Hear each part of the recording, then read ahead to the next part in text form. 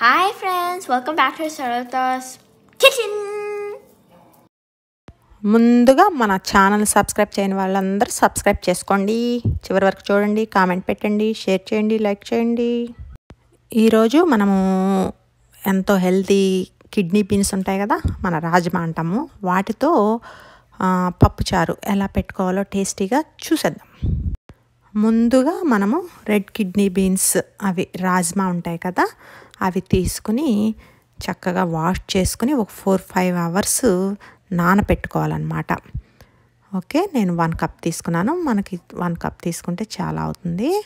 So తెలుసు కదా, ఇవి చాలా మంచిది. ఈ రెడ్ కిడ్నీ బీన్స్ అనేవి చాలా మంచివి అనమాట. ఇందులో ఫైబరు చాలా ఎక్కువ ఉంటుందన్నమాట. అది కూడా సాల్యుబుల్ ఫైబరు, చాలా మంచిది. ఇది డయాబెటిక్ కూడా చాలా మంచిది. సో కిడ్నీ బీన్స్ అనేవి హార్ట్కి కూడా చాలా మంచిదన్నమాట. ఓకే, మనకి ఎప్పుడు రెగ్యులర్గా సేమ్ ఒకటే టైప్లో పప్పుచారు పెట్టుకుంటూ ఉంటాం కదా, ఎక్కువ మనం కందిపప్పు, పెసరపప్పు అవి వాడుతూ ఉంటాము. ఈ బీన్స్తో కూడా చాలా బాగుంటుంది. తప్పకుండా ట్రై చేసి చూడండి. వీటిని చక్కగా ఇలా వాష్ చేసేసుకొని మనము అందులో వాటర్ నానపెట్టేసుకుంటే మనం సరిపోతుందన్నమాట. ఆ వాటర్నే వాడేయచ్చు. ఓకే, 4-5 అవర్స్లో చక్కగా నానిపోతాయి. ఓకే, చూసారు కదా, మనకి ఒక 4 అవర్స్ అయిపోయింది. వీటిని నేను ఇన్స్టెంట్ పాట్లో పెట్టేస్తున్నాను. ఇన్స్టెంట్ పాట్లో అయితే కనుక మనకి బీన్ ఆప్షన్ ఉంటుంది కదా, అది ఆ ఆప్షన్లో పెట్టేస్తే సరిపోతుంది. అదే కనుక మన ప్రెషర్ కుక్కర్లో అయితే కనుక ఒక 3-4 విజిల్స్ రానిచ్చి కొంచెం సిమ్లో పెట్టేసి ఆఫ్ చేస్తే చక్కగా మెత్తగా ఉడికిపోతాయి. దీంట్లో కొంచెం సాల్ట్ కూడా వేసేసుకున్నాము. వేసుకొని ఆప్షన్ నొక్కేస్తే సరిపోతుంది అనమాట. ఓకే, మన ప్రెషర్ కుక్కర్లో అయినా ఉడకేసుకోవచ్చు. అయిపోయింది, ఉడికిపోయాయి. ఉడికిపోయాక ఆ వాటర్ని వేస్ట్ చేయొద్దు. ఆ వాటర్ని మనం ఒక గిన్నెలో ఇలా వడకట్టుకుందాం అన్నమాట.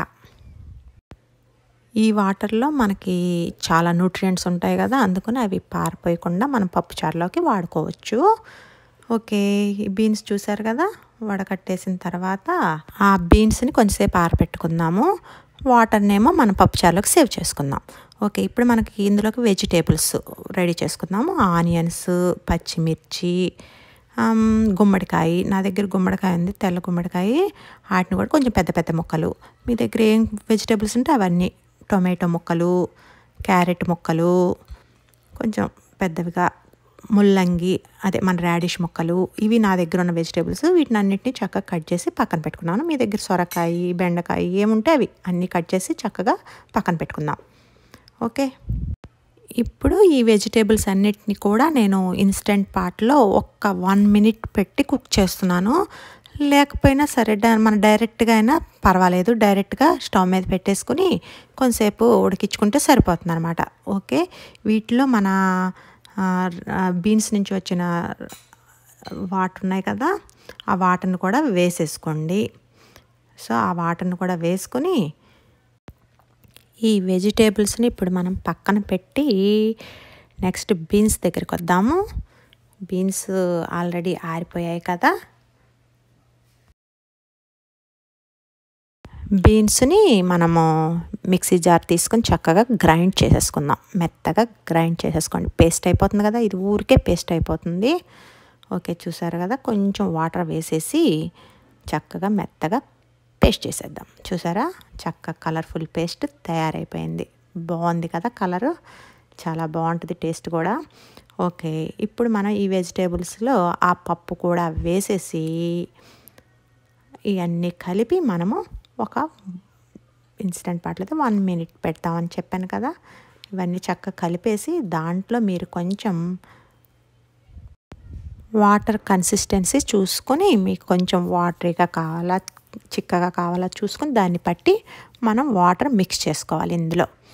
ఓకే, ఇప్పుడు ఈ వాటర్ మిక్స్ చేసుకున్న తర్వాత ఇప్పుడు దీనిలో మనం తగినంత పసుపు చాలా మంచిది కదా, మంచి యాంటీబయాటిక్. సో పసుపు వేసుకొని తగినంత కారం, పచ్చిమిర్చి మనం 2 వేసాము, మీకు కావాల్సినంత కారం, కొంచెం కారం వేసుకుని, సాల్ట్ మనం ఆల్రెడీ మన పప్పులో కొంచెం వేసాము, మరి చూసుకుని తర్వాత వేసుకోవచ్చు. ఓకే, ఇప్పుడు నేను ఇన్స్టెంట్ పాట్లో 1 మినిట్ పెడుతున్నాను అంతే. అదే మన స్టవ్ మీద అయితే మనకు వెజిటేబుల్స్ కుక్ అయ్యే వరకు ఉంచుకుంటే సరిపోతుంది అనమాట. మనకు కుక్ అయ్యేటప్పుడు తెలుస్తుంది కదా, అలా కుక్ చేసుకుంటే ఒక 1 మినిట్ అయితే దీంట్లో సరిపోతుంది. ఎక్కువ పెడితే మళ్ళీ బాగా మెత్తగా అయిపోతాయి, బాగోవు వెజిటేబుల్స్. 1 మినిట్ అయితే చక్కగా ఉడికి ఉంటాయి అన్నమాట. ఓకే, చూసారు కదా మంచి కన్సిస్టెన్సీ అంతా కరెక్ట్గా వచ్చింది. ఇప్పుడు దీంట్లో సాల్ట్ చూసి మీరు కావాల్సినంత సాల్ట్ వేసుకోండి. సో మనకు సాల్ట్ పడుతుంది, ఎందుకంటే మనం ఇంత బీన్స్కి సరిపడా వేసాము. ఇప్పుడు మనకి మిగతా వెజిటేబుల్స్కి వాటికి కావాలి కదా, సో సాల్ట్ వేసేసాము. రెడీ అయిపోయాయి. ఇప్పుడు దీంట్లో లెమన్, మీరు తినే పులుపుని బట్టి, నేనైతే కనుక ఇంత పప్పుచారుకి 1.5 కాయ పిండుతున్నాను. మీరు మీ పులుపుని బట్టి, మీరు ఎంత పులుపు తింటే దాన్ని బట్టి నిమ్మకాయ రసం పిండుకోవాలన్నమాట. ఈ బీన్స్ పప్పుచారులో మనకి పెసరపప్పుచారుకి మళ్ళీ నిమ్మకాయ అయితేనే బాగుంటుంది, చింతపండు బాగోదు. ఓకే, ఇప్పుడు మన గుమగుమలాడే తాలింపు అన్నమాట. దీంట్లో కొంచెం నెయ్యి, పప్పుచారులో నెయ్యి తాలింపే చాలా బాగుంటుంది. మీ ఇష్టం అది, నేనైతే మాత్రం నెయ్యే వేస్తాను కంపల్సరీ. ఓకే, నెయ్యి కాగిన తర్వాత మన గార్లిక్ ఉంటుంది కదా, క్రష్డ్ గార్లిక్ వేసుకుని అది వేగిన తర్వాత దీంట్లో ఆవాలు వేసుకొని అవి చిట్లాడిన తర్వాత దీంట్లో జీలకర్ర ఎక్కువ వేస్తే చాలా టేస్టీగా ఉంటుంది. జీలకర్ర, నెక్స్ట్ ఇంగువ, గుమగుమలాడే ఇంగువ వేయించిన తర్వాత చివరిలో మన కరివేపాకు ఉంటుంది కదా, మన ఫైనల్ టచ్ కరివేపాకు కూడా వేసిన తర్వాత చూసారు కదా చక్కగా వేగిపోయింది. ఇప్పుడు ఈ తాలింపుని తీసుకువెళ్ళి ఈ పప్పుచారులో కలిపితే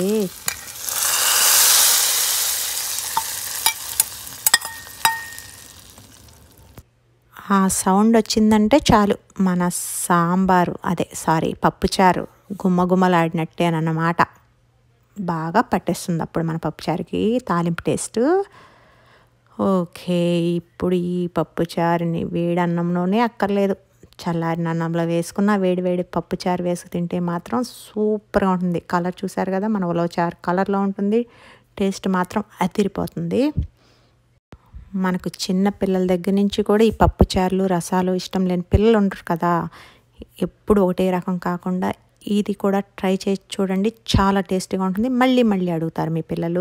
మీకు కూడా సూపర్గా నచ్చుతుంది, చాలా టేస్టీగా ఉంటుంది. తప్పకుండా ట్రై చేయండి. Be sure to like, subscribe and share. Bye.